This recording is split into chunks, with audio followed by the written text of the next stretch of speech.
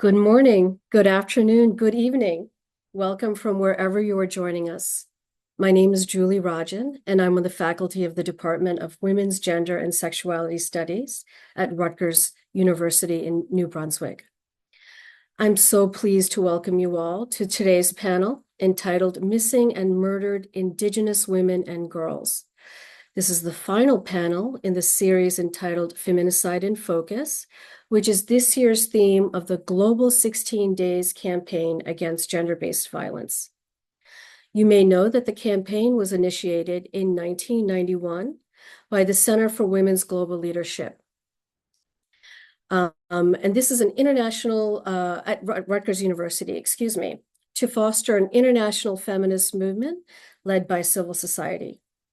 Each year, feminist organizations globally dedicate 16 days, starting from November 25th, which is the International Day for the Elimination of Violence Against Women, through December 10th, which is Human Rights Day, to address gender-based violence manifesting in their local spaces, for example, through demonstrations and marches, art exhibitions, and digital activism. Since its inception, the Global 16 Days campaign has established a collective space in which feminists organizing against gender-based violence may strategize, collaborate, and share resources and connections with one another. To date, this campaign is comprised of over 6,000 organizations in 187 countries, and at the international level is recognized by the United Nations and the World Health Organization, among other entities. These collective demonstrations globally during these 16 days every year highlight the degree to which gender-based violence is pervasive in all cultures and throughout all nations. Furthermore, these demonstrations highlight the extent to which gender-based violence is undermining the human security of cisgendered women and girls and members of the LGBT+ community, as this panel will address to the point of fatality. While the Center for Women's Global Leadership was sunset in 2022, the Global 16 Days campaign remains resilient at Rutgers, New Brunswick. This is evidenced by its widespread support by academic and non-academic units throughout the university. If you would like to join or support the campaign, or would just like to know more about it, please write to the email that's being dropped in the chat right now. Before we move into this special panel, I will read the Rutgers University Land Grant Acknowledgement. We acknowledge that the land on which we stand is the ancestral territory of the Lenape people. We pay respect to Indigenous people through the Lenape diaspora, past, present, and future, and honor those that have been historically and systematically disenfranchised. We also acknowledge that Rutgers University, like New Jersey and the United States as a nation, was founded upon the exclusions and erasures of Indigenous peoples. Now, team member Nishi Shah will take just a minute to talk about the continuation of the campaign at Rutgers and provide insight into resources that might be helpful to you in your work.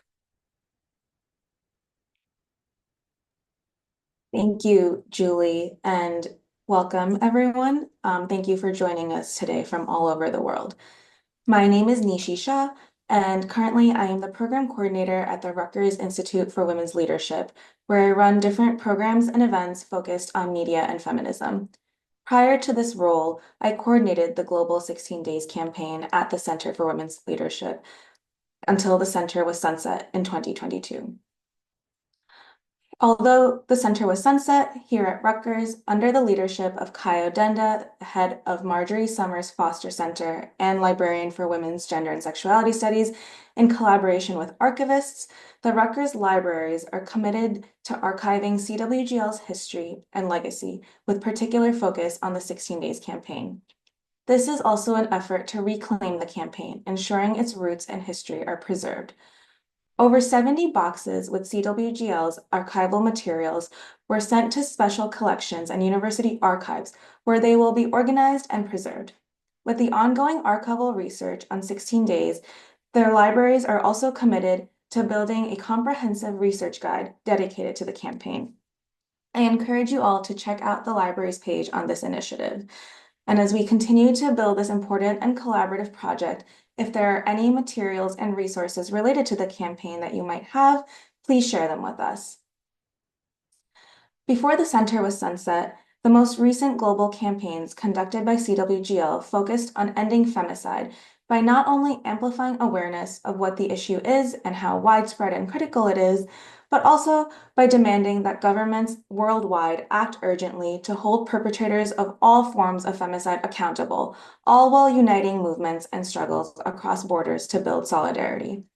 This Rutgers panel series is a continuation of that multi-year campaign, and I'm so pleased to have experts in the field for today's topic, missing and murdered Indigenous women and girls, to share their work with you.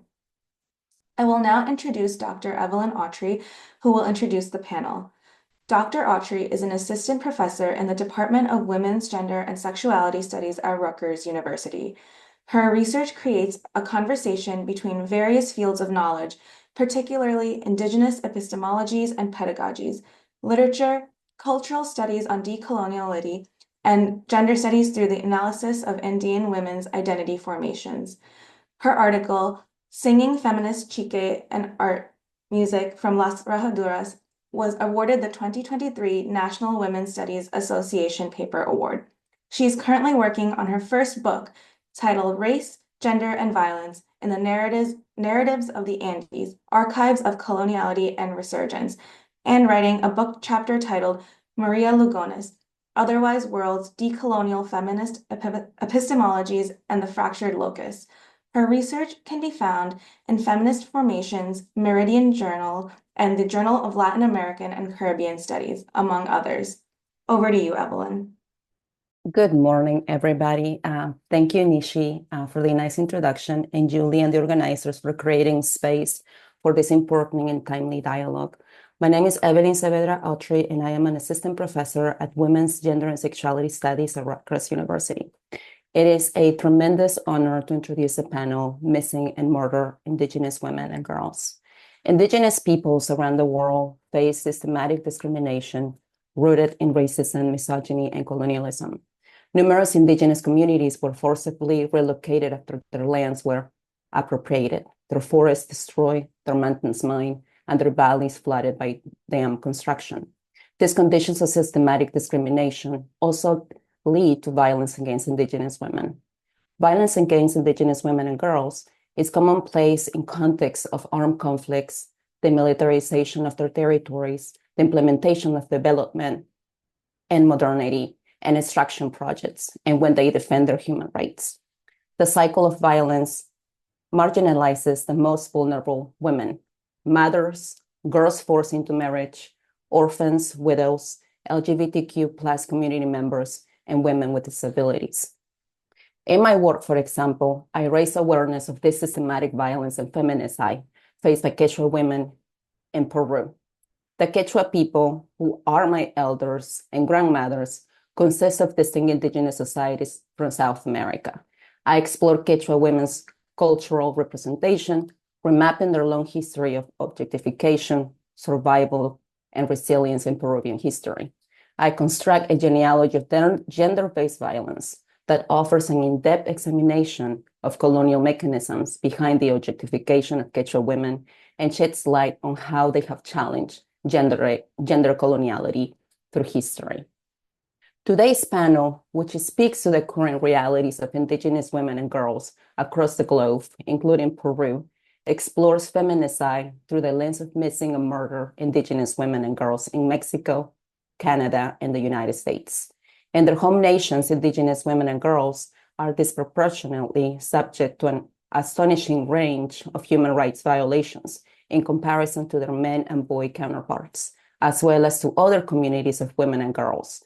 The panelists explore how this extreme marginalization results in the murder and or disappearance of Indigenous women and girls, which is often accounted for in national registers globally. It is with profound honor that I have the privilege of introducing the moderator of the panel, Dr. Sarah Deer. Dr. Deer is a citizen of the Muscogee Creek Nation of Oklahoma and a university distinguished professor at the University of Kansas. Her 2015 book, The Beginning and End of Rape, Confronting Sexual Violence in Native America, is a culmination of over 25 years of working with survivors and has received several awards, including the Best First Book Award from the Native American Indigenous Studies Association. A lawyer by training, but an advocate in practice, Dr. Deer's scholarship focuses on the intersection of federal Indian law and victims' rights, using Indigenous feminist principles as a framework. Dr. Deer's work has received national awards from the American Bar Association and the Department of Justice. She has testified before Congress on 4 occasions regarding violence against Native women and was appointed by Attorney General Eric Holder to chair a federal advisory committee on sexual violence in Indian country. Dr. Deer was named a MacArthur Foundation Fellow in 2014. In 2019, she was inducted into the National Women's Hall of Fame. Please join me in welcoming Dr. Deer. Well, thank you so much for this opportunity. This is a panel chocked with lots of intellect and lots of compassion. So it's really special to me to be able to moderate this panel.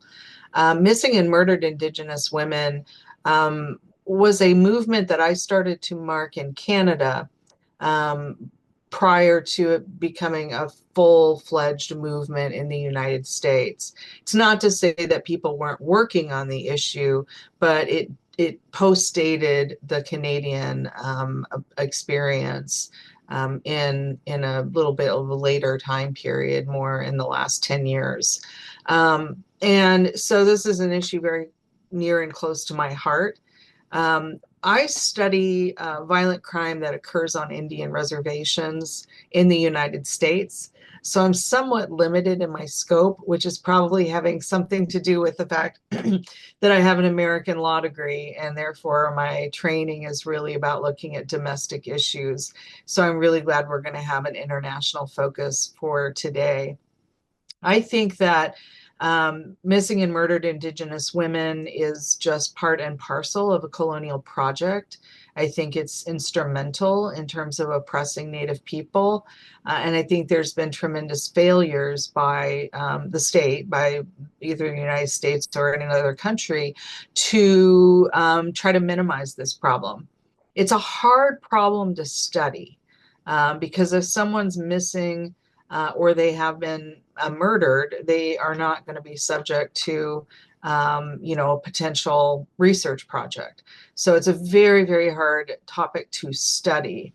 I'll just say a couple of things about my own work. The first thing is that I'm interested in the Jane Does, and this is a little bit gruesome, and I will not say anything too graphic, but there are remains, human remains that have been found but not identified. There's thousands of these cases, at least across the United States. And there's not really a good way to match those potential victims with the list of names of people we know who've gone missing. So that's an issue. I like to say murdered and missing and Jane Doe's, kind of to broaden that just a little bit. And my work also focuses on tribal courts and how tribal courts in the United States can use their sovereignty to try to address some of these crises. Now, one of the things I think is really important to mark is that some people go missing intentionally. They are not safe in their homes.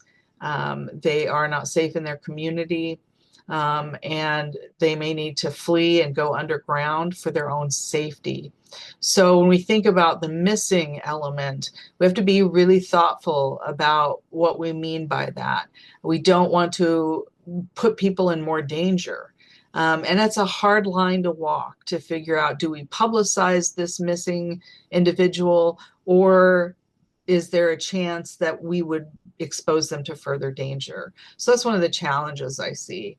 In terms of tribal courts, the most recent pieces I've been working on, one is an audit of tribal sexual assault laws. I do believe that sexual assault and domestic violence are tremendous precursors to a missing and murdered case. And so I focus on whether or not tribes can take upon themselves to prosecute or otherwise intervene in these kinds of cases. So the audit book chapter that I wrote looks at tribal sexual assault laws, the statutory framework that tribes use to analyze whether or not a sexual assault has indeed occurred through the tribal court system. Now, we know most victims don't report, but I'm really interested in, if the system were reformed, would more people come forward? So I took a look at over 200 tribal codes from the United States that define sexual violence in legal terms. And I found some disappointing things in there, primarily because the laws of tribal nations in the United States are largely the product of federal law. So federal law has been given to tribes as a model, right? And those models don't work. They didn't work for white women. They're certainly not going to work for Native women in tribal court settings. So I critique the level of assimilated rape laws and how they don't offer any innovation at this time. And that's not the fault of the tribes, it's the fault of the system. So I'm interested in looking at reform of sexual assault laws on reservations. The other thing that I'm doing is I'm looking at tribal appellate court opinions from the United States. These are cases in which a conviction or acquittal was achieved, and there was an appeal to the tribal Supreme Court. And that tribal Supreme Court issues an interpretation of the tribal law. And so I found about 30 cases. Most tribes don't prosecute sexual assault on a regular basis, but at any rate, I found about 30. And so I'm analyzing whether or not the justices on these tribal Supreme Courts truly understand the nature of sexual assault and how it's expressed in their opinions. So my focus is really kind of limited in that way, that I'm looking particularly at tribal courts. And I'm also working on a book project which is based on interviews with survivors from Indian country and their perspective on what justice looks like, whether they want to continue with imprisonment as a possible penalty or whether there's other forms of change that can be made in the community that doesn't require an adversarial carceral response. So I'm just thrilled to be here. And what I'd like to do now is introduce our first panelist, Dr. Shannon Speed. Shannon Speed is a citizen of the Chickasaw Nation. She's currently the Paula Gunn Allen Chair and Professor of American Indian Studies, Gender Studies, and Anthropology at UCLA, where she also serves as Director of the American Indian Studies Center and Special Advisor to the Chancellor on Native American and Indigenous Affairs. Dr. Speed has worked for 3 decades in Mexico and the United States on issues of Indigenous rights, gender, neoliberalism, violence, migration, and activist research. Her books include the award-winning Incarcerated Stories, Indigenous Women Migrants and Violence in the Settler Capitalist State from UNC Press in 2020, and the co-edited volume with Dr. Len Stephen, Heightened States of Injustice, Activist Research on Indigenous Women and Violence from the University of Arizona Press in 2021. She is currently working on a new book with her own tribal nation entitled Chickasaw Spring, Law and Resurgent Sovereignty in a Native Nation. She is the recipient of the President's Award from the American Anthropological Association and the Chickasaw Dynamic Woman of the Year Award from the Chickasaw Nation. She served as the president of the Native American and Indigenous Studies Association from 2018 to 2021. Dr. Speed is active in her tribe's language revitalization program as a learner and teacher, and serves as a board member of Comunidades Indigenas en Terlazogo. Sorry, my Spanish is butchered. I spoke it at one time, but it's been a while. And on the leadership circle of the Indigenous Education Now Coalition in Los Angeles. Dr. Speed's presentation is entitled Ending Violence Against Indigenous Women, Rethinking Human Rights and Tribal Sovereignty. So welcome to the panel, Dr. Shannon Speed. Thank you, Sarah. Chukma, Hachipisalikat Asayupa. Greetings, everyone. It's good to be here. Thanks to Dr. Rajam for the invitation. It's always lovely to share a panel with these esteemed colleagues. The paper I'm drawing on for the talk today is forthcoming in the Journal of Anthropological Research, and in it I reflect on kind of the arc of my thinking over the years about issues of Indigenous people, human rights, and sovereignty, and how they shape my thinking on Indigenous women and violence. I'll start by briefly talking about some of my early work, which was with Mayan peoples in southern Mexico in the context of the Zapatista uprising, an armed social movement which mobilized discourses of human and Indigenous rights. I think of myself as having a critical human rights perspective, by which I mean I was pretty critical of human rights. Coming from an Indigenous perspective, I understood them as Western and individualizing, but also I was quite conscious of the ways in which rights discourses and struggles, almost inevitably carried out through the law, served to reinforce the power of the settler state. I was also cognizant that the arrival of the discourse of human rights was intimately bound up with processes of neoliberal globalization and how rights struggles generally played within neoliberal logics of devolution of state responsibility for the mediation of social inequality to civil society. I was concerned that this powerful Indigenous movement might be reinforcing the very things it rose up against, the power of the settler state and neoliberal capitalism. What I ultimately found after working alongside folks on the ground in Chiapas for many years was that people were appropriating this discourse and redeploying it based on their own local Indigenous understandings and autonomous practices. And in doing so, and they were doing so in ways that were actually quite contestatory to state power. Excuse me. So even though I was critical, I held out some hope for the liberatory potential of human rights in the hands of Indigenous people, and we'll return to that point.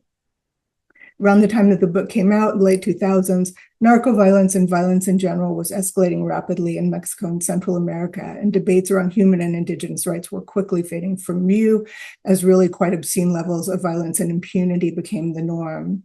I was trying to understand how that violence was bound up with the state and settler capitalism as I began working as an activist in the immigration detention centers of Central Texas. I was visiting Indigenous women from Mexico and Central America in order to provide accompaniment and to monitor conditions inside of the heinous Hayo facility, which was a former medium security prison that had already been the subject of a lawsuit against the Department of Homeland Security for imprisoning families in inhuman conditions. And as I visited, women began to tell me their stories, which you won't be surprised to hear were invariably about violence. Domestic violence, petty criminals, narco and gang violence, violence at the hands of authorities in their home countries, on their journeys, and in the United States. Violence so thoroughly marks the lives of Indigenous women migrants that it's hard for many to imagine a life in which they are not vulnerable. What their stories reflected is that vulnerability is not a condition of the women themselves, but rather a structural condition. I argued that this vulnerability was created through the settler capitalist process, which has consistently deployed racial and gendered logics to manage the ongoing business of settler occupation and capitalist exploitation. I emphasize the enduring nature of those structuring logics, which, while shifting over space and time, have never ceased to organize social life in the settler states of the Americas. Not a cheery conclusion, but I basically argued that reforming the system, including through human rights, isn't going to do much to end the violence against Indigenous women, because white supremacist and patriarchal violence is structured into settler capitalist societies. Excuse me. Essentially, my argument was that to truly end the violence, settler capitalism must end. Okay, so then I went on to the next project, which, as Sarah mentioned, is a book I'm currently working on the reconstruction of tribal sovereignty in the Chickasaw Nation. Chickasaw Nation is one of the so-called 5 civilized tribes forcibly removed to Indian territory on the Trail of Tears from our southeastern homelands in the 1830s. The nation suffered ongoing assaults to its sovereignty in the succeeding decades, and Oklahoma statehood in 1907 dealt a devastating blow. From that time on, tribal governors were named by U.S. presidents and had greatly reduced powers. The 20th century was an assimilationist onslaught. during which the Chickasaw lost many cultural practices and had very limited forms of tribal governance. In 1971, the Chickasaw Nation elected its first popularly elected governor in 7 decades, setting it on a path to reclaiming sovereignty forcibly eroded over the course of the 19th and 20th centuries. The nation would engender a remarkable renaissance, becoming an economic powerhouse in the state of Oklahoma, reclaiming effective political sovereignty, building the infrastructure to provide for all citizens, and revitalizing our culture and language. I was busy researching this process as reforms to the Violence Against Women Act and the McGirt Supreme Court decision took place, which expanded tribal legal jurisdiction and increased sentencing for gender crimes. This was urgent, of course, because the situation of violence against women in Indian country is as rampant as the violence against Indigenous women migrants I had been exploring in my earlier work. In the longer version of this paper, I explain the statistics around the violence against Native women and note that, given the dire nature of those statistics, it is a human rights crisis by any definition of the term. The expansion of tribal jurisdiction through VAWA was important because it allowed for tribal prosecution of non-natives. 88% of crimes against Native women are committed by non-Indians, which until very recently, tribal governments lacked any criminal jurisdiction over under U.S. law.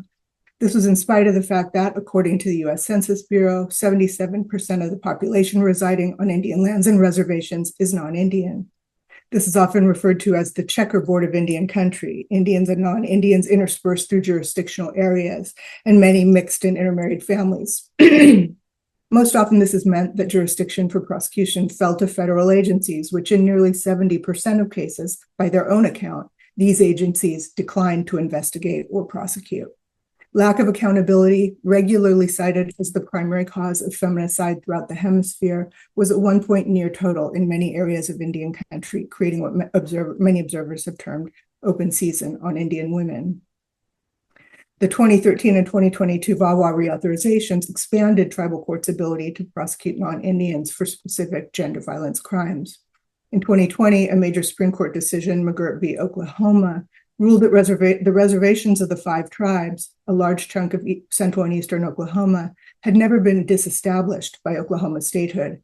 This meant that Oklahoma prosecutors lacked authority to pursue criminal cases against Native American defendants in these reservations. It was a victory for tribal sovereignty and a major expansion of our jurisdictional capacity in criminal cases. Just to give you a sense of this, for Chickasaw, the number of cases in our tribal courts went from around 200 a year to well over 2,000 in the first year. The greatest increase in cases were gender-based crimes. And yet, I found myself worrying whether this was really going to lessen the violence or just send a bunch of people to jail. Women of color and anti-violence activists and scholars have long critiqued the effectiveness of criminalization and as anti-domestic or anti-gender violence policy. Much of what the VAWA reforms were heralded for in terms of increasing tribal jurisdiction, but despite that, there was not much evidence, or I have not seen much evidence, that they've significantly decreased violence against Native women. And in a context in which Native Americans are overrepresented in the prison population, in a country where incarceration is through the ceiling, we incarcerate about 2 million people, more than the rest of the world combined does. Further incarceration, particularly without significantly impacting the problem of violence against Indigenous women, seems problematic at best and itself might contribute to what is arguably another human rights crisis, that of incarceration in the United States. I've been concerned for a long time about the literature on the missing and murdered in the US to the extent that it is perhaps overly focused on the jurisdictional question, which is a real one, of course, but also is one that inevitably sidesteps the structural nature of the violence and tends to suggest that the solution is increased policing and jailing. I was concerned that a reliance on tribal criminal justice systems to take on the violence would be both ineffectual and potentially generative of further harms. And yet, as I engaged in ongoing fieldwork and watched in real time my own tribe's processes playing out, I began to see different possibilities. Muscogee legal scholar Sarah Deer writes, quote, "The right to exist in a world free from violence is a basic tenet in many Indigenous cultures and governments. The epidemic of sexual violence perpetrated against Native American women in the United States reflects a fundamental breakdown in the cultural and legal norms that have served to provide protection to Native women from time immemorial," end quote. Deer suggests that the regeneration of tribal, cultural, and legal norms is crucial to ending violence against Native women. In the Chickasaw Nation, I want to suggest that this may be happening. not stepping back to some long ago cultural and legal context, but rather the shaping of our legal sphere through present day cultural norms of care and relationality. As I sat in the courts and observed, as I talked with law enforcement, prosecutors and judges, with government officials, what became clear to me was that this third realm of administration of justice, while looking akin to state and federal ones, was in fact quite different. Our tribe's sovereignty's successful revitalization has hinged in part on the idea that all our government services should be dedicated to enhancing the overall quality of life of the Chickasaw people. In practice in the legal system, this means treating all parties, including those accused of crimes, with respect, giving attention to what circumstances in their lives might be leading them to engage in wrong behaviors, and providing the resources needed to change their lives so that they can live in a better way in the world. These approaches move us away from a carceral model and help families and communities to heal. Of this, Chickasaw Governor Bill Anotabi said, "When people come into our court," this is a quote, "when people come into our courts, we generally know them, or we know their families, their mothers, their children. They come through the doors at the lowest point in their lives, and it's our responsibility to help them up from that point, to get them to a place where they can healthfully rejoin their families," end quote. So this sense of relationality and a culture of care are quite distinct from state and federal venues, and bringing them to bear in tribal legal processes may actually go a long way to addressing violence over time by addressing some of the damage wrought by colonial occupation, such as mental health and drug abuse issues, while avoiding punitive carcerality. Tribal sovereignty thus becomes a key component of successfully addressing violence against Indigenous women. Yet this does not necessarily help with the question of sidestepping state responsibility. Through one lens, this whole process of reform toward greater tribal jurisdiction might be seen as congruent with my earlier analysis about the confluences of neoliberalism and Indigenous rights, in the sense of the neoliberal state devolving responsibility for the mediation of social equality to civil society.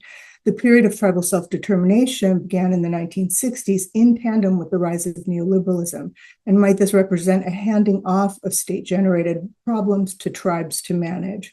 So we also need a broader frame for addressing it that's outside of states, or that's beyond states.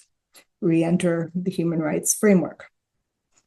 On the one hand, calling violence against Indigenous women human rights violations doesn't add a lot to our understanding. Obviously, violence against Indigenous women implies injury to bodily integrity, right to life, et cetera, and on any scale is very clearly a human rights violation. But defining it as such rather than a domestic crime does imply a shift, both by taking it out of the realm of individual criminality and by invoking a set of norms and mechanisms outside the state that are designed to hold states accountable. Importantly, the Inter-American Court of Human Rights has affirmed that the state is obligated to use its power to ensure the full exercise of human rights, which includes not only that state agents act within human rights standards, but also that due diligence is done to address abuses committed by non-state actors. If a state should have known about human rights violations and did nothing to prevent them, the state, as well as the individual perpetrators, bear responsibility. You can see how this applies in the case of the missing and murdered in the United States. However, even this requirement of due diligence does not, for the most part, bring a focus on state responsibility in engendering the violence. That said, in 2020, the final report of the National Inquiry into the Missing and Murdered Indigenous Women and Girls was released in Canada, the result of a lengthy investigation into violence against Indigenous women in that country. The report effectively utilized a human rights frame to hold the Canadian government responsible for generating violence against Indigenous women. Importantly, the authors defined the violence against Indigenous women as genocidal. This was crucial because it allowed for a big picture focus on the dynamics of settler capitalist power and an analysis of how it necessitates the ongoing undermining of Native life in ways that render Indigenous women vulnerable to this violence. The report called on the Canadian state to address not just the violence itself, but to tackle the underlying structural issues that underpin the violence by generating Indigenous women's vulnerability. So the report helped me to see how a human rights framing can facilitate understanding the violence as part of an overall project of maintaining settler power and identify states as the generator of the violence. Nevertheless, because human rights mechanisms rely on states to comply, their symbolic value in locating the settler state as perpetrator may do little to stem the actual violence. In conclusion, I'm left with my ongoing conundrum about human rights. Reformism through human rights tools will not eliminate the structural nature of the violence, yet tools are urgently needed to stem the violence and hold states accountable. I suppose I should not be surprised that I have not resolved this conundrum definitively one way or the other. Indigenous peoples today have no choice but to live under settler capitalist occupation. In that context, human rights frame offers concrete tools to press states for Indigenous women's rights to live free of violence, as well as for greater tribal sovereignty and cultural and legal control. This latter is key because only by recovering our cultural and legal norms in our sovereign spaces can we generate change in the culture of racialized gendered violence brought on by settler capitalism. I still believe that ending the violence against Indigenous women entirely will require the dissolution of the settler capitalist state. But until we get there, Indigenous people need to fight on all fronts to end the violence against our women that is destroying families, communities, and cultures, a fundamental and ongoing settler goal. I have perhaps returned to where I started out all those years ago in Chiapas, or perhaps I never left this standpoint, one in which Indigenous people engage human rights discourse and practice when these serve our urgent needs as colonized peoples through our own cultural understandings and in tandem with our own sovereign practice, while maintaining an unflinchingly critical gaze on the ways these can serve to reinforce our colonization and undermine our liberation. Thank you. Thank you, Dr. Speed. I have already got a lot of questions. I'm so intrigued by your critique of human rights, and it is such an important topic for us to discuss in the context of this topic. I'm going to turn now to our next panelist, Dr. Sherene Razack. She is a distinguished professor and the Penny Canner Endowed Chair in Gender Studies. She is an interdisciplinary critical race and feminist scholar whose work engages several fields, including sociology, legal studies, gender studies, ethnic studies, American studies, and political science, which leads me to ask the question, when do you sleep? With a central focus on racial violence, she explores how imperialism, colonialism, capitalism, and patriarchy interlock to produce and sustain a racially structured world where racialized populations are marked as disposable and subjected to unrelenting violence. Her books and publications examine settler colonialism, neocolonialism, and global white supremacy, with a particular focus on the gendered effects of anti-Indigenous, anti-Black, anti-Asian, and anti-Muslim racism as they operate in law. Her most recent books are Nothing Has to Make Sense, Upholding White Supremacy Through Anti-Muslim Racism from 2022, and Dying from Improvement, Inquests and Inquiries into Indigenous Deaths in Custody from 2015. Dr. Razack's presentation is entitled Racial Terror, an Anti-Colonial Approach to Missing and Murdered Indigenous Women. Please join me in welcoming Dr. Sherene Razack.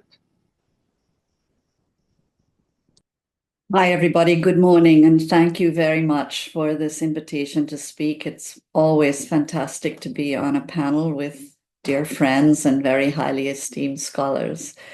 The two questions that I want to address in my talk are as follows. What kind of violence is the violence that white men direct at Indigenous women? And what is law's response to this violence? Of course, I have answers to these questions, as does everyone else on this panel. The violence that white men direct at Indigenous women is a gendered colonial violence. And more often than not, law's response has been to purge the violence of its colonial foundations and to deny its genocidal impact. I've been troubled by analyses and legal approaches that rely on describing violence against Indigenous women as a question of hate. Whenever hate is offered as the main analytic, as it is in hate crimes law, race and coloniality seem to disappear from the frame. And it is this troubling feature, as well as the increasing popularity of hate as analytic, for what I would prefer to name as racial violence and racial terror, that are the concerns of this presentation. So I'll begin with my misgivings about the concept of hate, and its corresponding legal expression, hate crimes. And then I want to consider what an anti-colonial analysis of violence would look like in place of an analysis that centers on hate. So what's wrong with hate as analytic? The African-American sociologist W.E. Du Bois in The Souls of White Folk, which is an essay that's far less known than his Souls of Black Folks, offers what continues to be a rare and penetrating analysis of whiteness as a condition that demands the abjection of racialized others. Striking a personal note of despair, Du Bois described whiteness as an embodied condition characterized by a great mass of hatred. Strong words indeed. As an emotional condition, whiteness is marked by aggrievement and hostility, and it is given over to racial fantasy. As Du Bois put it, white orgy, cruelty, barbarism, and murder done to men and women of Negro descent were driven by everyday rages that take white people to the bottom of the world. But in The Souls of White Folk, Du Bois explains the important relationship between these everyday rages and the structure that is white supremacy. In essence, he offers an analysis of the fuel that quite literally powers white supremacy. Du Bois did not gender the emotion as we must. I don't think when we speak of missing and murdered Indigenous women, that we talk about hate in quite the same manner as Du Bois proposes. A hate crimes framework does open the door to a consideration of collective racial harm through a focus on group-based harm, but it invariably gravitates to a conception of racism that emphasizes the aberrant, the exceptional, at the expense of the structural and the systemic. We don't easily connect hate to structure. As Evelyn Al-Sultani observes for another context, hate crimes are typically seen as exceptional events committed by extremists who subscribe to views not shared by the general public. So here's the bind when we think of missing and murdered Indigenous women. We know that Indigenous women encounter higher rates of violence than any other group of women. We know that Indigenous women have murder rates 10 times the national average. Yet, we are still stuck with an explanation of missing and murdered Indigenous women in terms of exceptional perpetrators who are simply possessed of an inexplicable hatred of Indigenous women. We also don't say that the phenomenon that we are naming as missing and murdered Indigenous women is massively about white perpetrators. That the overwhelming number of these perpetrators are white, and that the law often protects white interests through its tepid response to the violence, gets eclipsed in the bid to explain the exceptional nature of the crime. In adopting a hate crimes framework as per the law, it leaves us wrestling with this tension between the exceptional and the structural. For instance, Indigenous scholars and activists have often named transient oil workers who occupy temporary man camps on or near tribal lands. As a member of the Fort Berthold Indian Reservation and the director of the Native Energy and Climate Campaign of the Indigenous Environmental Network told the media, the oil workers feel that they can help themselves to Native women. These quintessentially colonial feelings gesture to a broader racial relationship between Native women and white society, one that is given social and legal approval. Hate in a social context where oil workers feel that they can help themselves to Native women is therefore automatically less of an individual crime or even a crime particular to oil workers, and more a crime that is born of and is bolstered by a structure and a racial and colonial history. But again, this history is not easily captured in the concept of hate. The history-less and individualistic feature of hate crime paves the way for another critical omission. Indigenous people are not easily seen as the targets of a collective hate born in white supremacy. In no small part, this is due to the fact that colonialism itself disappears into the mythology of white settlers as the original enterprising citizens who developed the land at a time when its indigenous inhabitants were all presumed to be stuck in pre-modern times and mostly dead or dying.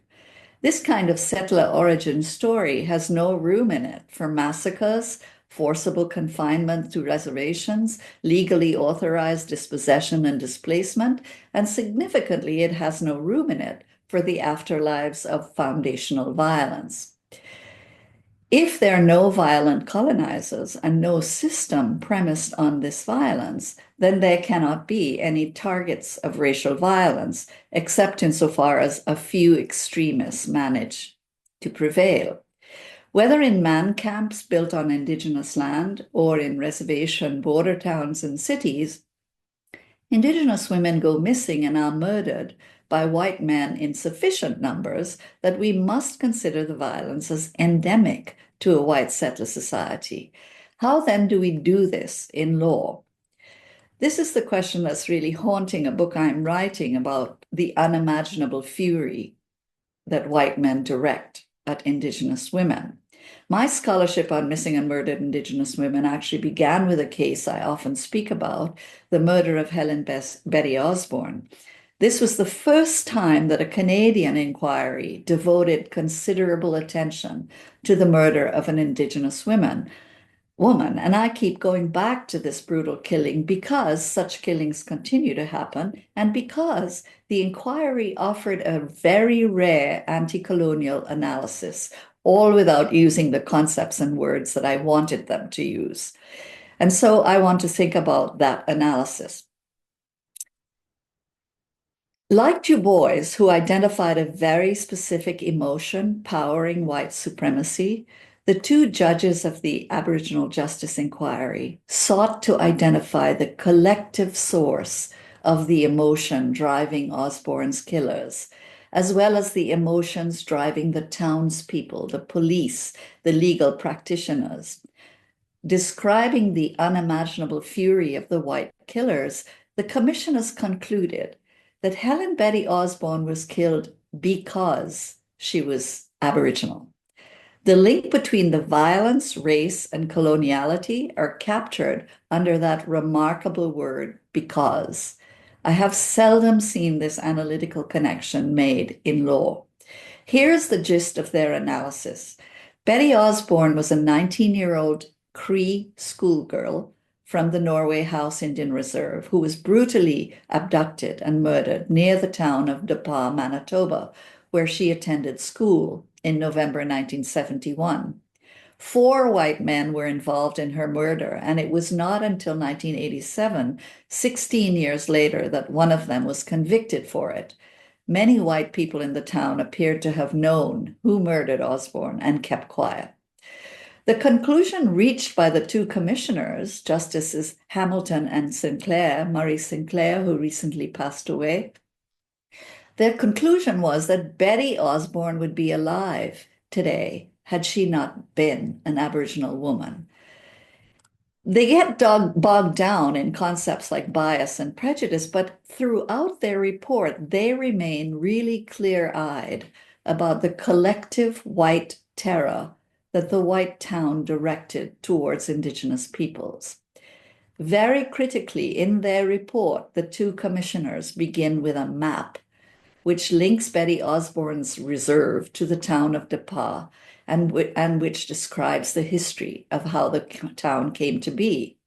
Then they ask a really critical question. What did it mean to be Aboriginal and female in a white town in 1971? This question launches them immediately on the path of seeing Betty Osborne's murder as necessarily connected not only to the murderers, but to the entire white community. Commissioners Hamilton and Sinclair do not waver in their answer to this question. Young Aboriginal women were objects with no human value beyond sexual gratification, and they insist many white people shared in this belief and acted upon it, from preying on Aboriginal girls and women to endorsing and approving of these pursuits, to protecting those few who were held into account. I emphasize 3 points in the AJI report that I want to emphasize here. First, their identification of the unimaginable fury the killers exhibited is a racial fury.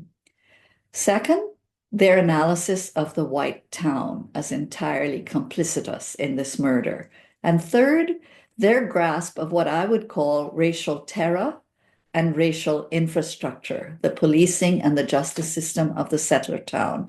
These are components that they don't name using the words racial terror and racial infrastructure, but very critically, they describe it in great detail. So, for example, in emphasis and content, their description of the town of De Pas, Manitoba, mirrors that of noted anti-colonial theorist Frantz Fanon in his description of colonial Algeria. Fanon wrote of the native town and the colonizer's town, and he emphasized that these were two distinct worlds. The commissioners invoked the language of apartheid, and they were doing so in 1990-91 when apartheid in South Africa was falling. But they used the language of apartheid to communicate that in De Pas there existed a legally and socially sanctioned racial hierarchy on the streets and in intimate spaces, a colonial spatiality and sociality born of specific economic and political conditions that we will recognize as the social arrangements that emerged with slavery and settler colonialism.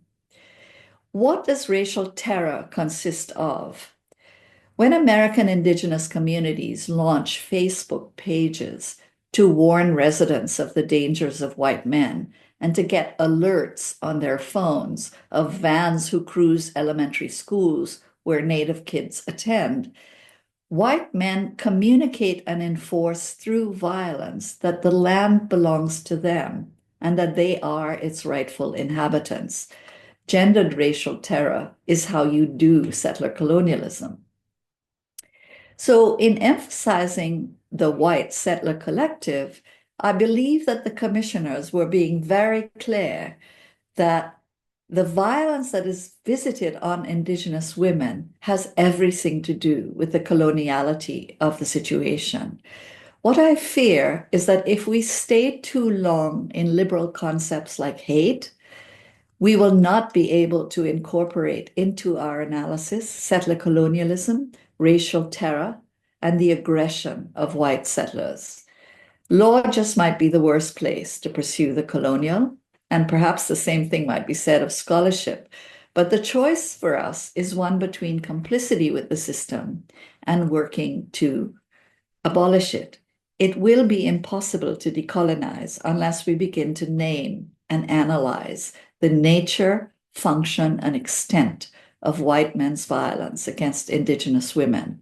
When we examine this violence close up and we consider legal responses to it, what we see are the contours of a colonial masculinity, men who regenerate through violence and who secure racial entitlement through acts of sexualized violence directed at Indigenous women with impunity. Colonialism is made through, dependent upon, and protective of white male violence. A focus on these deeply colonial processes enables us to see how a settler collective is made and how it is reproduced through gendered and sexualized colonial violence. And it is this that I want to keep saying again and again and again. We have to get to a colonial analysis. Thank you so much, Dr. Razack. Made me really think about my work, which is a good thing. We're now going to open the floor for questions. I believe that folks in the audience can use the Q&A function at the bottom of the screen to ask some questions, but I'm going to start with just a few of my own. I'll turn first to Dr. Speed. How can Indigenous-led initiatives, cultural practices, and knowledge systems be integrated into prevention and response efforts to better protect Indigenous women and girls? Thanks for that question, Sarah. I mean, I think in the talk, I was trying to sort of signal that. I think that by deploying what I think of as indigenous ontologies of relationality and care and practices of relationality and care into our legal processes, we may be able to address the various components of cultural harm, of social harm that are created by colonial occupation in ways that will serve to help lessen the violence by keeping a focus within our legal systems on, pulling individuals back up to a place of wellness and reintegration with their families and communities. I think that will go farther than simply castigating them and putting them incarcerating them, right? There's millions of studies out there that show that incarceration does little to actually lessen violence and in fact may serve to increase it.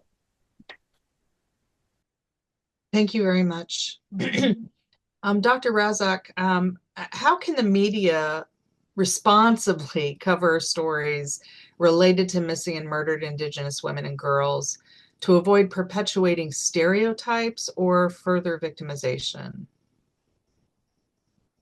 Well, it's a hard question to think of what the media can do, because the media is focused on the sensationalism of it. I think what we see in the media is a focus on Indigenous pathology.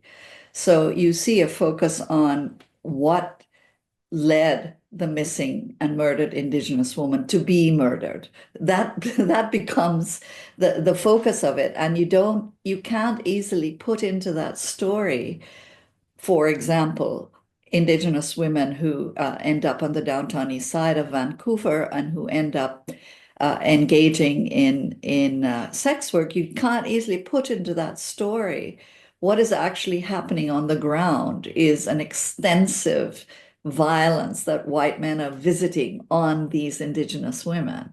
And that, I think, is the challenge, is to get the media to focus on the killers and to think about the killers and why the killing is happening. I think that would be that is our goal. Great, thank you. Dr. Speed, what do you think about the media responsibility in these matters? I think the media has a large responsibility in these matters because, of course, that's the sort of popular space of ideological construction for understanding and justifying the violence. I think adding to what Sherene has said, the media tends to be, focused on the spectacular. And, in some parts of the Americas, the media has, so notably Juarez, where, it's kind of the birthplace of the term feminicide and all of that, where there was a big focus on feminicide there in the press for a long time. And they were focused on the killers, but they did exactly the move that Sherene was flagging in her talk, which is focus on exceptionalism, right? Reaching for some extraordinary mass killer out there or some extraordinary cartel violence, rather than understanding what feminist scholars have since shown, which is that, the perpetrators come from throughout the social fabric. And, sometimes it is narco violence. Sometimes it's brothers, fathers.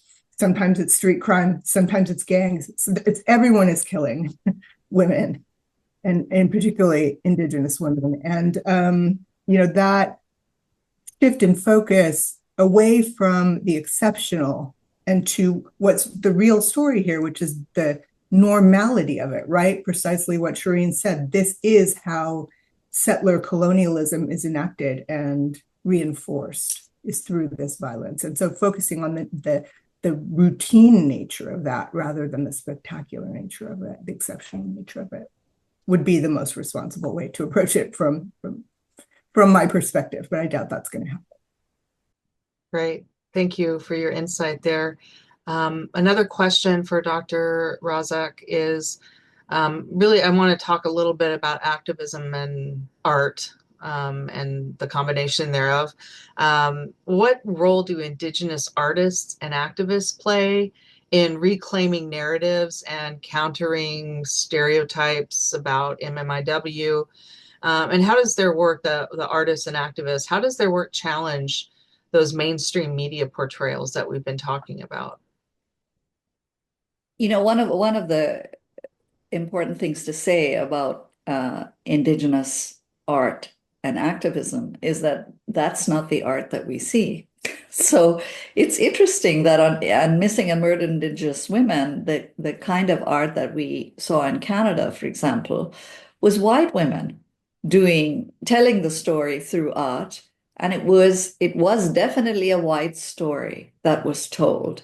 And Indigenous women had great difficulty in even pointing out this should not be in a museum because this is a representation of missing and murdered Indigenous women that is not at all about what the problem is. And so I think that's the first thing I would say. And then I would look at the extraordinary ways in which Indigenous women's art has actually captured the thing that I want captured in the law, which is the colonial field, the colonial background. But what Indigenous women's art, and I'm no expert on it, but what I think it does so remarkably is not only to offer us what that colonial landscape looks like, but to fundamentally offer us what Indigenous resistance looks like through that landscape. So it is, as Shannon said in her talk, it is art that insists on relationality, that insists on caring for each other, but it is also fundamentally art that does not ignore that this is a situation of incredible colonial violence. And that is what I, can get from Indigenous art that I cannot get anywhere else. Thank you for that. Dr. Speed, what are your thoughts on the role of Indigenous artists and activists in sort of reclaiming these narratives? Well, I agree with Sherene. I agree with everything that she has said. And I think, the role really of Indigenous artists and activists, like the role of perhaps Indigenous tribal courts, is that these are spaces that are capable of grasping the colonial nature of the situation in ways that the law, as Sherene wants to see the law capture that.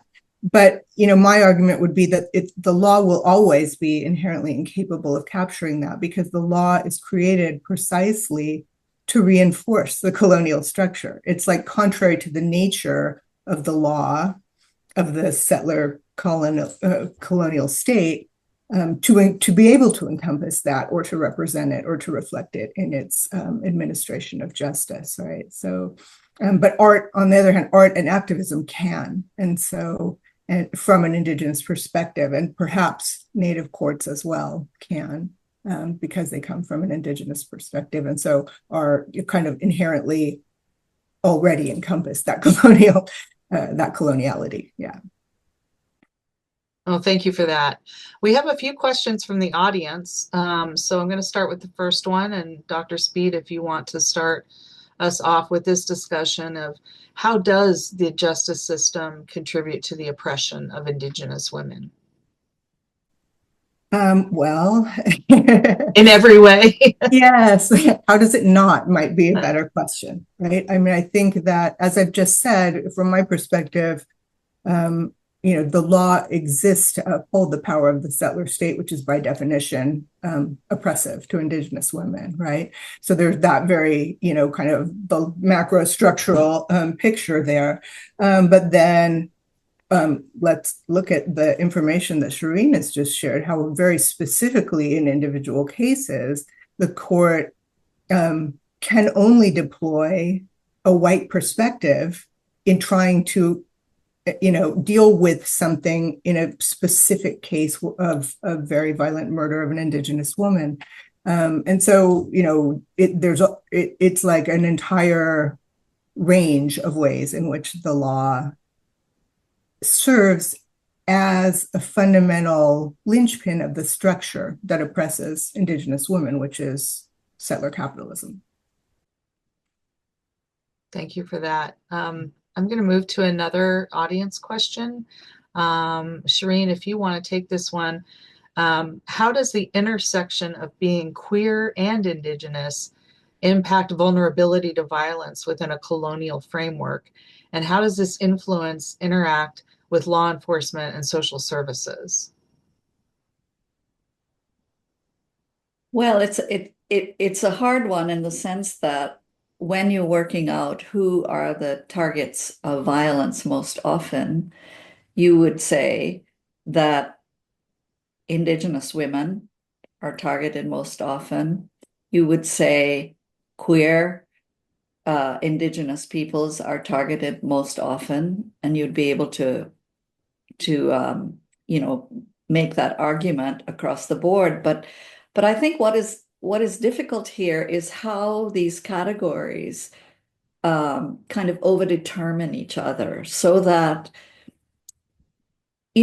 all we actually see when we look at this terrible landscape of violence is an entire attack on Indigenous communities, every which way it's possible to have that attack. What I worry about is when, for example, the target is a queer Indigenous person, the court, if it is to operate at all positively, might focus on sexuality as the reason for the targeting, and that will not bring us to the colonial field. So we have to ensure that we understand sexuality, not just intersecting with that. I'm known for complaining all the time about that word intersectionality, because it tends to make people think that these are separate and discrete systems that are just crossing, and they're not. These are systems that actually are each other. And so how do we get a court to actually understand that? And I believe that the only way in is to talk about coloniality, to talk about colonialism. And then, courts will say, judges will actually say, don't give me a graduate lecture. Stop treating me like a graduate student. They don't want to hear about how all these systems are actually operating. So I think in dumbing it down in a way, but also amplifying the analysis, we just have to keep talking about settler colonialism and the way in which it proceeds through this incredible violence. And I would say one more thing I meant to say earlier. In trying to force the law to do what it is clearly not designed to do, which is to focus on the collective, I think there's a word that takes us close to that collective and to those dangerous conversations, and that word is white. I think we have to keep saying that, because what keeps happening, as it almost happened in the Missing and Murdered Women Inquiry, but they came out so strongly against that, it was great. What keeps happening is people start saying, well, Indigenous men kill too. Yeah, they do. Indigenous men rape too. Yeah, they do. But we want to insist on this very specific phenomenon of white violence. And we have to say the word white. And the minute we say the word white, we're into a collective situation. And we're into a situation that we can then begin to say, why is it collective? Why is there white hate? So that's why I keep saying it, and I keep getting upset in conversations when people don't say it, because then they get sort of ushered into a realm where all men are violent. And what's the answer to that? That all men are violent. Then you can't begin to talk about land and sovereignty and the very specific violence there is. So it's the same around queerness. We have to name it. We have to understand where sexuality is entering into this terrible picture. But let's really try to remember what is unsayable here, which is the white collective. Could I just add to that for 1 second? Absolutely. I was going to ask you to follow up. Oh, okay, thanks. I don't have a lot more to say. I agree with what Sherene said, but I just wanted to point out that I think what that move to all men are violent does is shift the focus off the fact that both white male violence and indigenous men's violence are products of colonialism, are generated by the settler colonial state. And I keep wanting to shift back to a focus on the state and state accountability in my work. Right. That actually brings me to my next question, Dr. Speed, which is, can you just discuss a little more how the U.S.'s problematic engagement with human rights is undermining Indigenous people's human rights?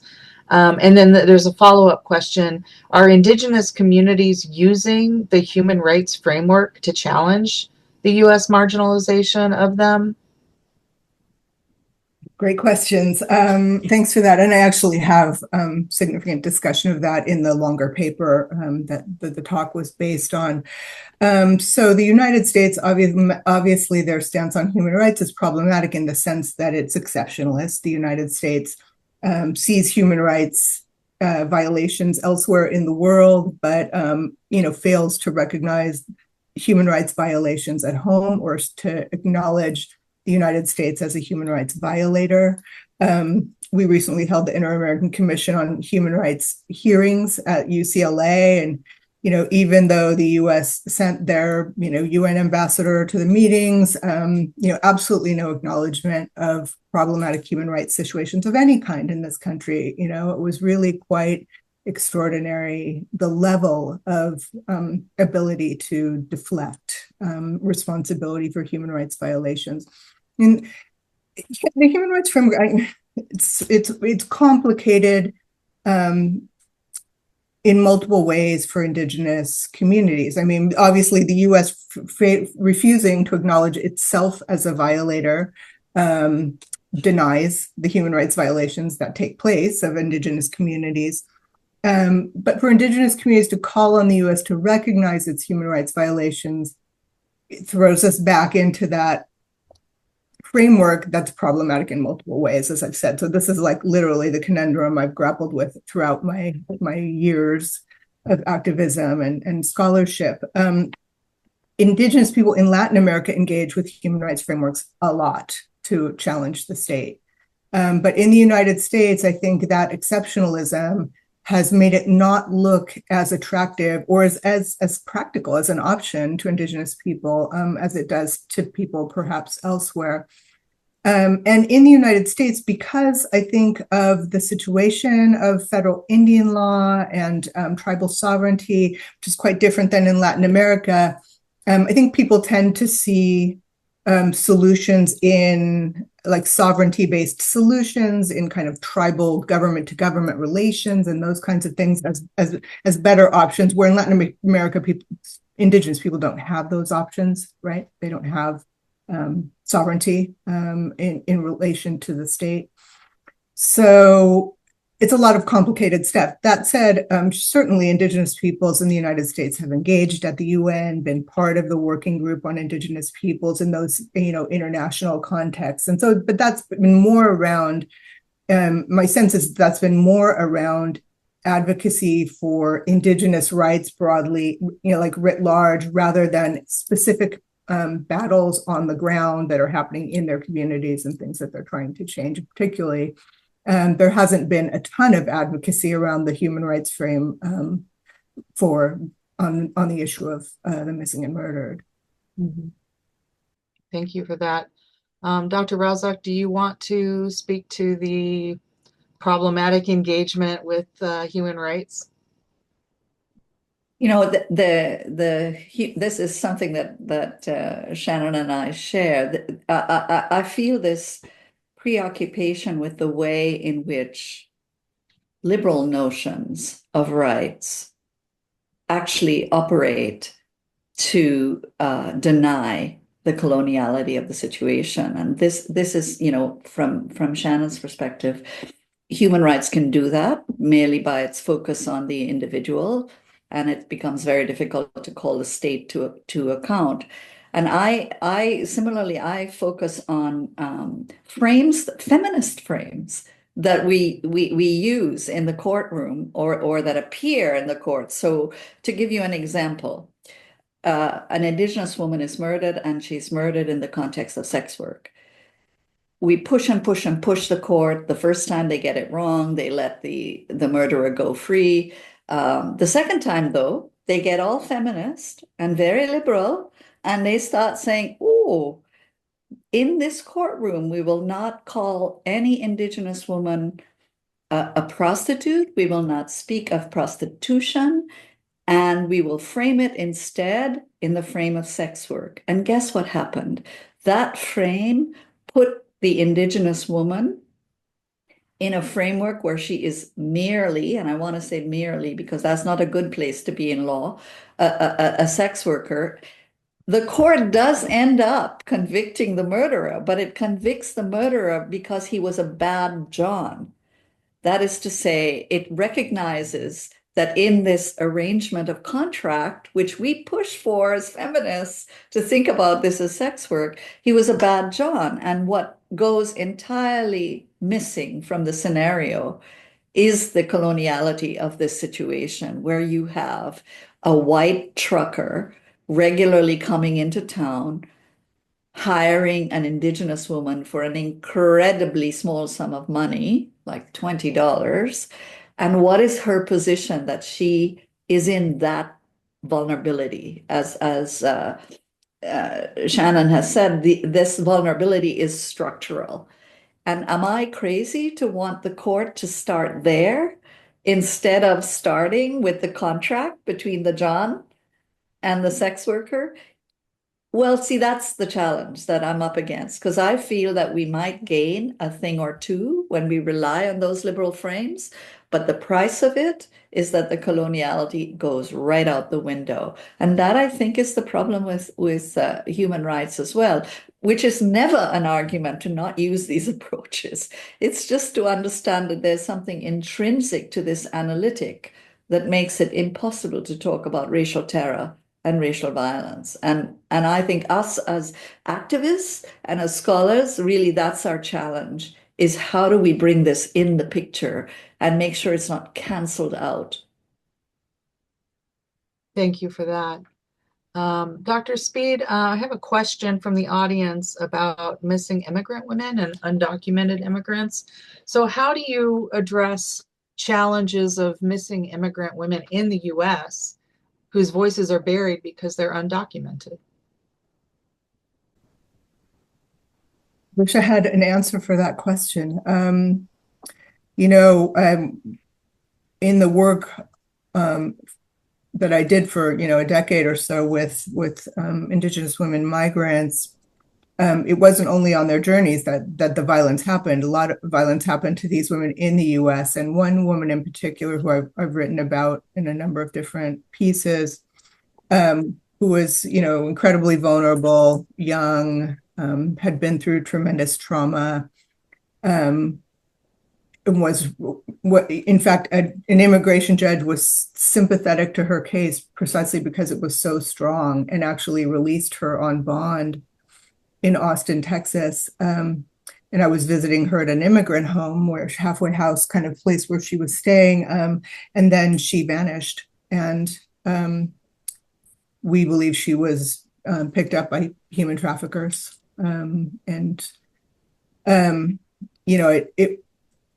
We were at a complete loss as to what to do.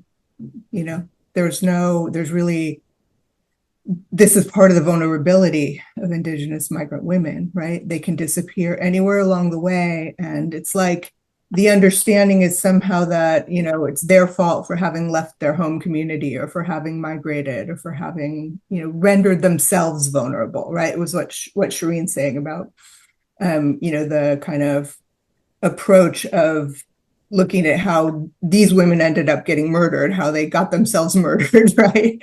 How they get themselves disappeared, but there's no sort of recourse for it. There's not even really good ways to document it, right? And so there's no statistics on how many women are missing and murdered on the migrant trail, right? It's just a big void of violence out there, and it's dangerous.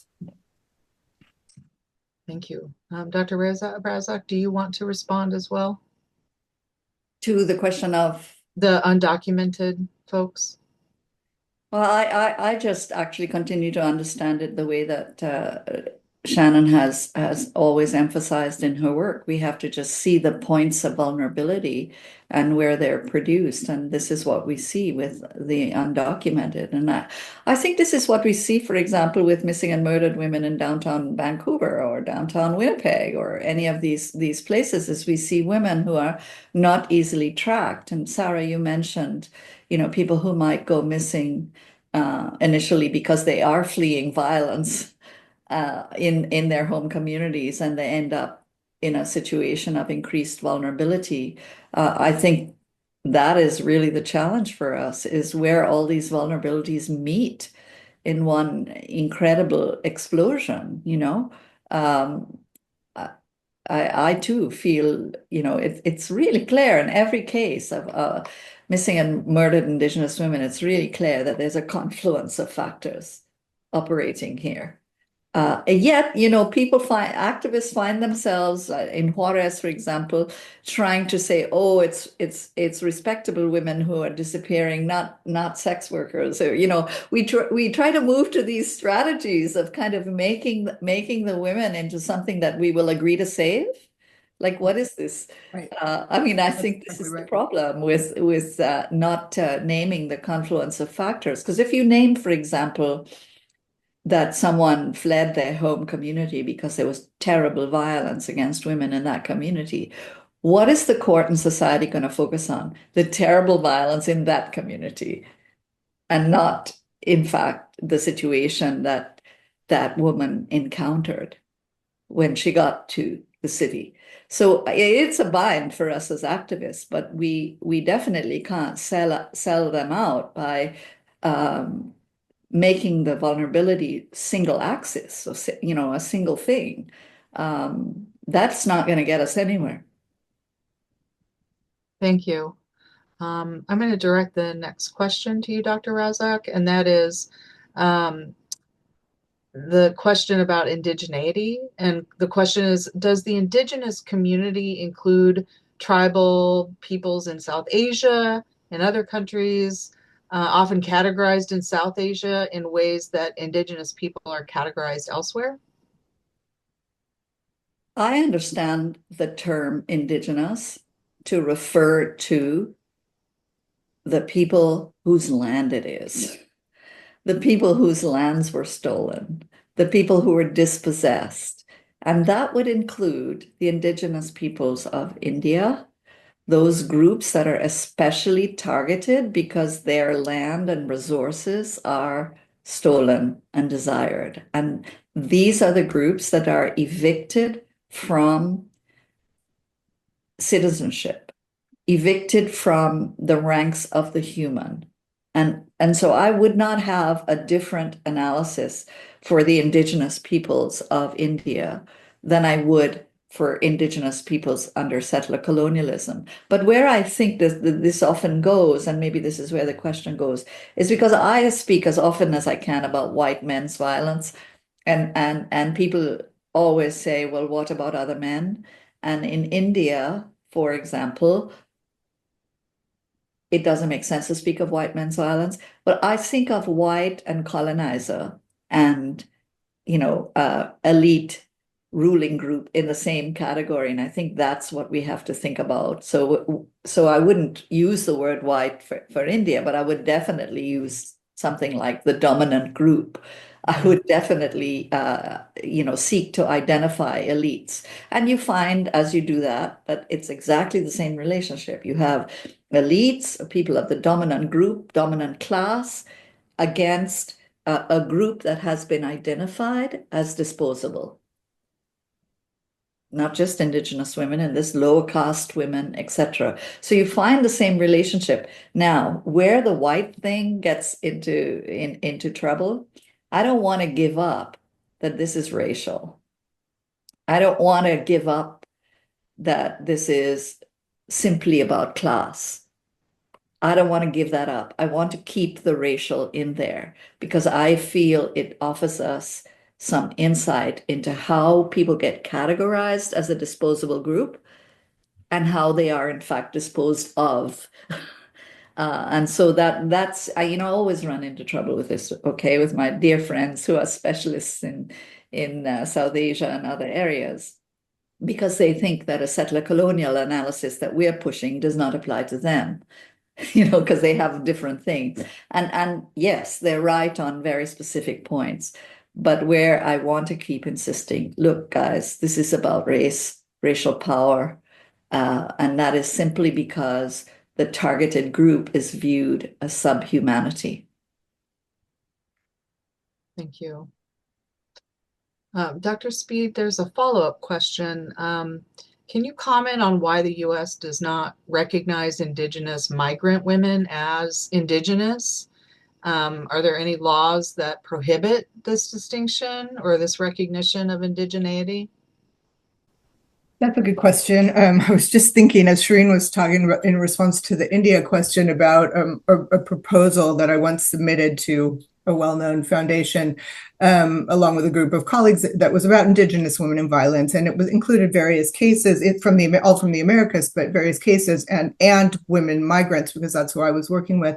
And the foundation came back and said, we want to fund this, but we need you to take the migrant women out, because since they have moved, they are no longer Indigenous, because they're like not on their lands, I guess was the logic. It was, I called the program officer and gave a little lecture. But those are real questions, right, of people moving through space and how that changes things. But obviously, Indigenous people are still Indigenous people when they move. Indigenous migration and diaspora has been part of the world since time immemorial. Nothing changes there.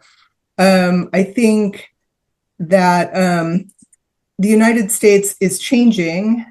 So, the United States, through its various bureaucracies, behaves differently in different bureaucracies. The Census Bureau now recognizes and allows Indigenous peoples of Latin America to identify as Indigenous on the census, and note what their community is that they come from. But that doesn't carry over into like immigration, right? So when you hit the border, you are identified as a Guatemalan national or a Mexican national. And there's, in very few cases, unless you specifically request, and this is what we've used to try to gather data on Indigenous migration, unless you specifically request an interpreter in your Indigenous language. And so then that triggers some data, but you're unlikely to get one, first of all, because there aren't many. And of course, a lot of Indigenous people are quite wary of identifying themselves as Indigenous people to immigration officials and others, because they have experienced violence because of their indigeneity in the past, often from authorities, right? So they're not it's another way of rendering themselves further vulnerable. So very often they will not indicate that they're Indigenous or that they need language interpretation. And so, it's a huge problem. And I argued in the book on the migrants that, that's a further form of violence. Like, their indigeneity is literally erased by U.S. bureaucracy, and they become simply a Mexican national or Guatemalan national, and that in and of itself is a form of fairly serious violence for the migrant women. Thank you for that. We have a question from Brazil. So I'll let you decide who takes this first, but since some of this you've already spoken about on the panel. But the question is, I would like to ask about the differences between the violence suffered by Indigenous women and girls. Do some people also experience aggression in their territories, or are they external aggressions by different communities? I feel like you should be answering some of these questions, Sarah. I'm happy to briefly respond to that. Certainly people experience aggression within their territories and from outside. I think that, again, is precisely the problem is that it's the perpetrators come from throughout the social fabric. What happens though is that the focus gets set on things that deflect from an analysis that would help us to understand the ways that colonialism generates all these different kinds of violence against Indigenous women, and how the structuring logics of white supremacy and patriarchy come together and are embodied in the body of the Indigenous woman in ways that render her multiply vulnerable to all these different social actors. And, arguably, different kinds of violence coming from different quarters might need to be responded to differently, right? Thank you. Dr. Razack, do you want to add to anything to that question? I really like that last point that Shannon made. Different kinds of violence need different solutions. And I want to mention, for those not that didn't follow the Canadian Missing and Murdered Women Inquiry, the very first move that the then conservative government, Harper, made before the inquiry was even formed, the very first move that they made was to announce that their statistics show that 70% of missing and murdered women are murdered by Indigenous men.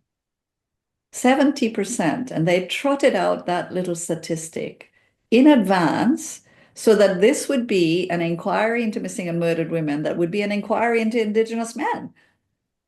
And that was an incredible move, brilliant PR move, because it really works with the media. Oh, what we're talking about here are violent Indigenous men. Totally worked for a little bit. And the inquiry came back swinging with this. Because there is a problem with the statistics. There is a problem with gathering data. There is a problem with saying who is murdering whom. But the data that we do have is pretty clear. And I think that, that to me, I watched that in horror. I just recall, the government calling all these feminists together and everybody was supposed to get, in on the game, that the real problem we're confronting is within Indigenous communities. And it really took a lot of solidarity because, you don't want as a feminist to be in a position to say there's no violence from Indigenous men. Like you don't want to be in that position at all.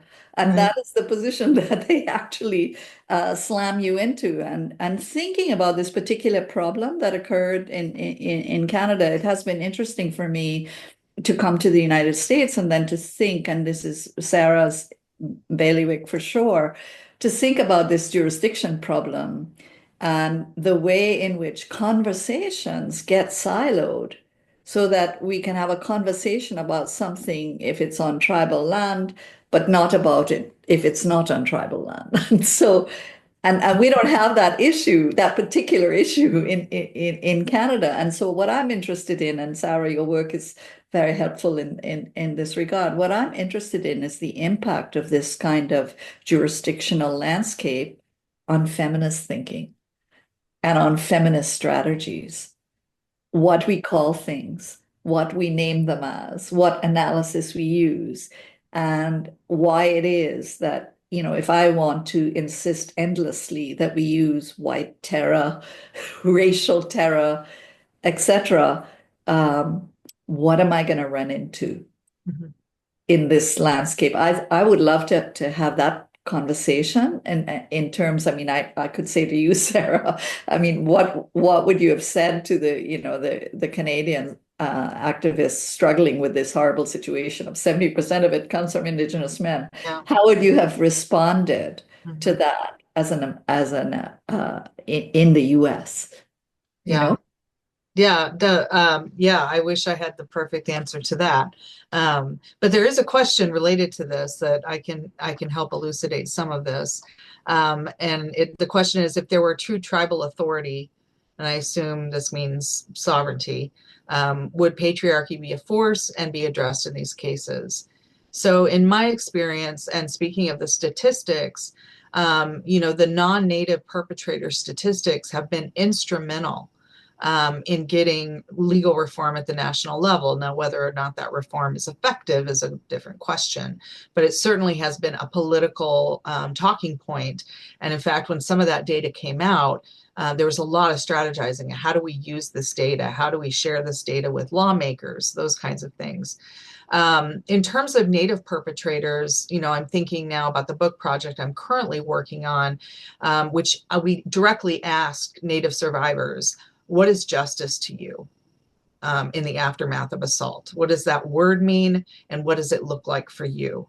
And in the book, we had an oversampling of people who've been perpetrated by family members, fathers, grandfathers, uncles, stepbrothers, all of those things that are where the perpetrators are Native.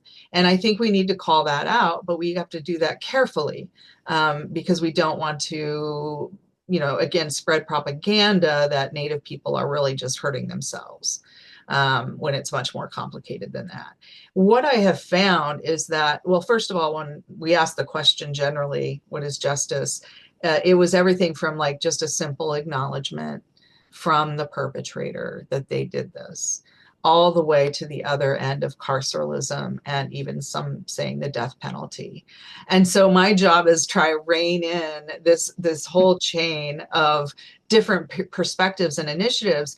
But the thing that struck me about the folks talking about their Native perpetrators is that they were less likely to want to see them incarcerated or banished or whatever the tribal remedy might be. And they kind of bifurcated how they talked about perpetrators who are white and perpetrators who are Native with different expectations for what justice looks like in those two scenarios. So it's something I've been thinking a lot about, and we're sort of coming to the end of our discussion, but I wanted to see if either of you wanted to address this question of tribal sovereignty and how it might work to address some of these crises. I just wanted to add to what you two have just said by noting, on the dangers of, the focus becoming Indigenous men as the perpetrators. Because in Mexico, I've written about this in my work in Mexico, and in the 1990s, before this period of extreme violence, during a period of sort of celebration of human rights and Indigenous rights, as it were, Indigenous communities were told that they could not enjoy autonomy, which is Mexican equivalent of sovereignty, because if they were allowed to do so, they would violate the individual rights of Indigenous women, because these communities are and their cultures are inherently violent. And so the state actually, quite craftily, used violence against Indigenous women as a tool and blaming it on Indigenous men and using that as the excuse for not allowing them to enjoy sovereignty or autonomy. That also Indigenous women came back and said, we're not having it. We'll deal with Indigenous men in our communities through our sovereign practices. So we're not, they really did stand up against that perspective. It's good that you mentioned that, Shannon, because that also has happened in Australia and other places, with Indigenous reserves or lands being declared sort of a state of emergency because Indigenous men are just so incredibly violent. And because you're in that state of emergency, we're suspending all talks about land. You don't deserve the land, in other words. And I guess the only other thing I would add is that I often feel that I'm having a conversation about particular spaces and not others. And I wonder how we can bring those spaces together. So if you're thinking about tribal lands, and if you're thinking about border towns, what is the difference in your analysis? Border towns being towns bordering tribal reservations. And I have really wanted to work with so many of you and others around that question. Like, it would be great if we could generate a collective conversation on spaces and whether they produce different strategies, anti-violence strategies. Thank you for that. Well, this has been a very robust and very entertaining, well, entertaining, it's not the right word, intriguing discussion, I should say. So I really thank our panelists today. We have just about a minute or so for each of us to give last minute thoughts, and then we're going to close the session for today. It's been a tremendous honor to be asked to moderate this, and the participation has been just wonderful. So I thank everyone who's involved in organizing this and putting together this panel and doing all the technology that should be easier than we think it is. But at any rate, I'll just close with a couple of comments. I think that one issue that I'm confronting in my work is the question of peacemaking and alternative forms of dispute resolution. And these are courts that are less adversarial in nature and more problem solving in nature. And some folks say that a lot of Indigenous justice traditionally, which is a loaded term, use these non-adversarial systems to help resolve a dispute or an act of violence. What that looks like in the 21st century, I'm not sure. Some of the literature on the peacemaking systems shows that they can tend to be dangerous in some cases because it puts the perpetrator and the victim in sort of a circle of discussion. And that could be, just like the white system can be manipulated by perpetrators, so can any system. So I've been thinking a lot about that and whether or not we want tribes to be building more jails and hiring more police officers. Is that where we're going? That seems to be what tribes are doing now. Not all tribes, but that is a trend and largely fueled by the Violence Against Women Act, which provides resources for those kinds of things. So those are some of my quandaries that I'm working with right now. Dr. Speed, do you want to sum up your perspective on this before we close today? Sure, just briefly agree with your quandaries. I have the same quandaries, but I'm interested in trying to think about the possibilities.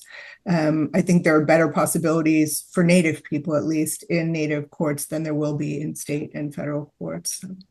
And really, I just want to thank everyone. Thank you for organizing this panel, for covering this really important topic, which all too often, isn't looked at. And thank you, Sarah and Sherene, for sharing the screen with me in the discussion today. Thank you. Dr. Razack, I'll give you the last word at this point. Well, I definitely will be adding my thanks. It's always amazing to have a conversation with the two of you. And I'm really grateful for the chance. And I will just say that the thing that I continue to sort of try to puzzle through is if I follow through on what I've been saying, that we should use a framework of racial terror to understand what is going on. And when I think of racial terror, I think, for example, of earlier periods in US history where night riders and white men would go and terrorize families and lynch people and do things like that. I want to use that framework to understand missing and murdered Indigenous women. But where that takes me is, first of all, the challenge of showing that you can't really keep this settler collective going unless you do a lot of racial terror. So that's the one thing I want to get on the board. But then the big question, which I would like to think of with you all and everyone else, how does the law respond to gendered racial terror?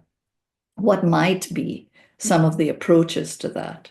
And I think that will take us closer to a conversation that is more along the lines of abolition than it is reform. And therefore that really suits the times that we're in, where we are obliged to think of what is a strategy of abolition versus one of reform. And I think for feminists confronting the issue of missing and murdered Indigenous women, we should make that the center of what we are thinking about. Thank you. Again, this has been a really amazing panel and very honored to have been part of this today and looking forward to continued conversations. At this point, we're going to close the panel session, and I have some final words and thanks to Julie, who'll come on now and close our session today. Great. Thank you so much. Please join me in thanking Dr. Deer, Dr. Speed, and Dr. Razack for a highly important and highly informative session. Thank you very much. I also want to thank Dr. Evelyn Autry and team members Nishi Shah and Akanksha Bhatter for all their participation and work for this event. And finally, last but not least, I should say, we also thank you, our audience, for taking the time out of your busy schedules to join us this morning here on the East Coast of the United States, wherever you are. And for now, we wish you a week and a lifetime of peace. Thank you so much for joining us. Thank you.